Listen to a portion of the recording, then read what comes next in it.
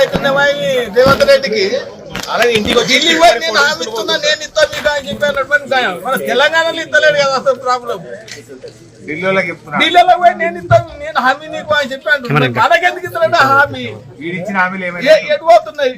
ఇప్పుడు రైతు భరోసా ఎటువైంది, రైతు రుణమాఫీ ఎటువైంది, రేషన్ కార్డు ఎటువైంది, అన్ని వాగ్దానాలు చేసుడు. దసరా అన్నాడు, దసరా పోయింది. బతుకమ్మ సీరియల్ నేసే ఇప్పుడు రేపు పొద్దుగా 500 అన్నాడు. ఆ విలేవు అన్ని మాట్లాడు అయితే బాగా మాట్లాడు. దేనికి మంచిది అది?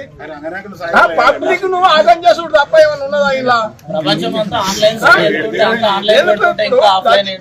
ప్రతి ఏ ఊళ్ళోపోయినా ఇదే దంద నడుస్తుంది. అది మన తెలంగాణలో ఎటువైనా నాకు రాలేదంటే నాకు లేదు. మరి నేను చేసినా అని చెప్పి పండుగలు చేశా.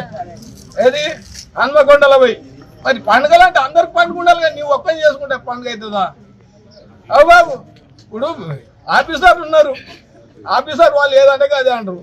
మేమేం చేయాలి, బ్యాంకులో పోతే మేమేం చేయాలి, వాళ్ళు రాంది అని చెప్పి వాళ్ళు అంటారు. నేను ఇచ్చినా నేను అంటారు. మరి ఎడిపోతున్నాయి అంటే వీళ్ళు తిని లేదంటారా, లేకుంటే అతడు ఇయ్యక లేదంటారా? సిస్టమ్ అంతా ఆన్లైన్ సైడ్ నాకు ఒక 40,000 రూపాయలు మాఫీ నేను 2 లక్షలు మాఫీ చేసిన అని చెప్పి చెప్పబట్టే